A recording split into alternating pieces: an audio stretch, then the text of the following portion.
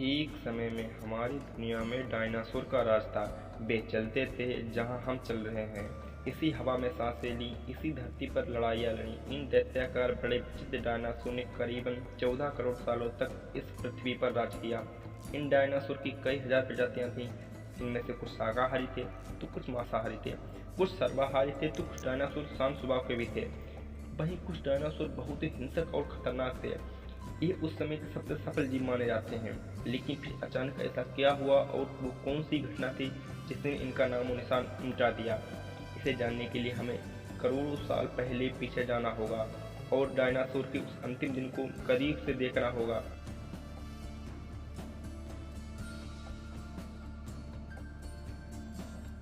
65 million साल पहले, अर्थात आज से 6.5 करोड़ साल पहले धरती पर मौसम सामान्य था।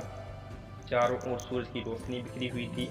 लंबे लंबे पेड़ों से टकराती समुद्र की ठंडी हवाएं और चारों तरफ डायनासोर के चिल्लाने चिंघाड़ने की आवाजें। जब ये सारी डायनासोर प्रजाति बड़े ही आराम से धरती पर अपना जीवन बिता रही थी, तब 10 करोड़ साल पहले ही इनकी किस्मत लिखी जा चुकी थी। 10 करोड़ साल पहले एक छोटा एस्ट्रॉइड का टुकड़ा जो सुदूर अंतरिक्ष से आ रहा था, वह पृथ्वी से लगभग 20 करोड़ मील दूर मंगल और बृहस्पति के बीच बने क्षुद्र ग्रह बेल्ट में घूम रहे एक बड़े एस्ट्रॉइड से जा टकराता है। इस टकराव से उस बड़े एस्ट्रॉइड की दिशा बदल जाती है और वह क्षुद्र ग्रह बेल्ट से निकलकर सीधे पृथ्वी की ओर 22,000 मील प्रति घंटे की रफ्तार से बढ़ने लगता है। जब यह एस्ट्रॉइड पृथ्वी से 3,84,000 किलोमीटर की दूरी पर था, तब धरती से शायद डायनासोर का अंत ना होता यदि यह एस्ट्रॉइड पृथ्वी के उपग्रह चांद से टकराता। लेकिन नियति को कुछ और ही मंजूर था, इसलिए ये बड़ा एस्ट्रॉइड चांद के बहुत नजदीक से गुजर गया। 40 किलोमीटर के व्यास वाला 2 ट्रिलियन मीट्रिक टन का ये एस्ट्रॉइड प्रत्येक सेकंड के साथ साथ धरती के करीब बढ़ता जा रहा था। ये एस्ट्रॉइड जब पृथ्वी के वातावरण के संपर्क में आया तो इसकी रफ्तार एकाएक 70,000 किलोमीटर प्रति घंटा हो गई। पृथ्वी के वायुमंडल में घुसते ही घर्षण की वजह से ये एक भयानक आग के गोले में बदल गया। ये इतनी रफ्तार से धरती की ओर बढ़ रहा था कि सिर्फ 4 मिनट में इसने अटलांटिक ओशियन को पार कर लिया। इसकी चमक इतनी अधिक थी कि धरती पर टकराने से पहले ही हजारों जीव आग के इस दहकते गोले को देखकर पूरी तरह अंधे हो चुके थे। ये जीव उस उल्का को देख नहीं पा रहे थे, लेकिन वह उसकी भयानक गर्मी को महसूस कर रहे थे। कुछ ही क्षण में ये एस्ट्रॉइड मेक्सिको की खाड़ी के पास जमीन से टकराता है और लगभग 35,000 डिग्री सेल्सियस की ऊर्जा वाला एक भयंकर विस्फोट होता है। इस टकराव का विस्फोट लगभग 10 हाइड्रोजन बम के विस्फोट के बराबर था।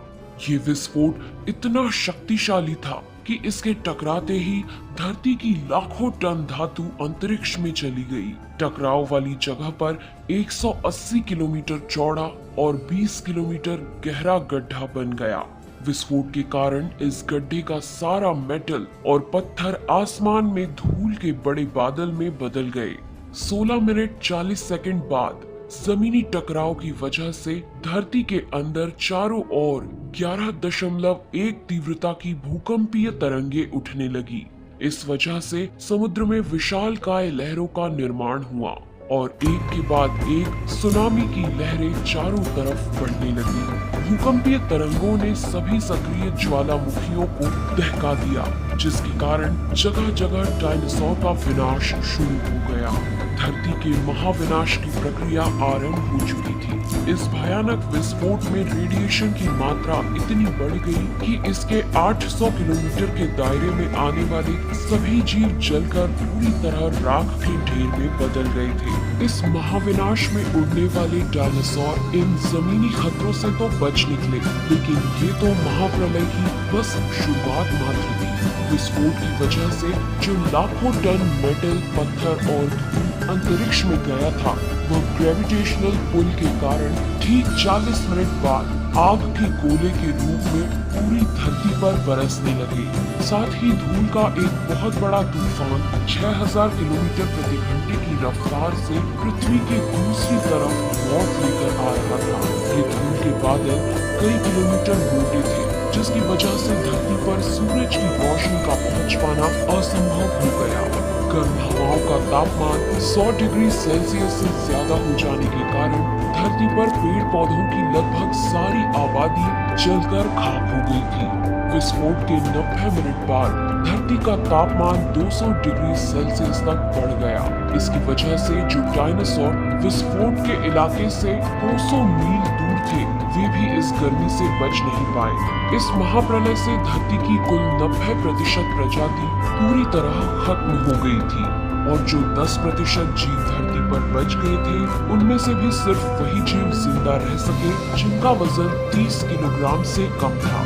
इसका कारण ये था कि इस महाप्रलय में लाखों की संख्या में जीव मारे जा चुके थे और पेड़ पौधों की सारी आबादी भी जलकर राख हो चुकी थी, जिसके चलते यहाँ जो बड़े और विशालकाय जीव जीवित बच गए थे, उन्हें भरपूर मात्रा में खाना पीना ना मिल सका। लेकिन ये महाप्रलय किसी अन्य जीव के लिए फायदेमंद साबित होने वाला था।